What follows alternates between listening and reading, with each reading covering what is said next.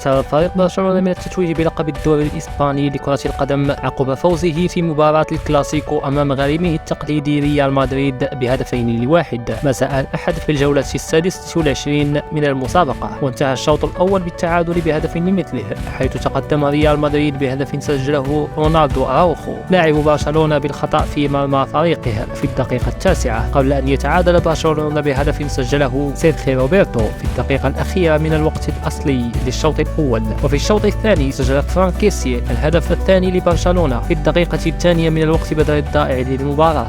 ومع تبقي 12 مباراة فقط على نهاية الدوري، رفع برشلونة رصيده إلى 68 نقطة في صدارة الترتيب بفارق 12 نقطة أمام ريال صاحب المركز الثاني الذي توقف رصيده عند النقطة 56. ويلتقي الفريقان يوم 5 أبريل المقبل مرة أخرى في إياب الدور قبل النهائي ببطولة كأس ملك إسبانيا، علما بأن برشلونة فاز بمباراة الذهاب بهدف نظيف.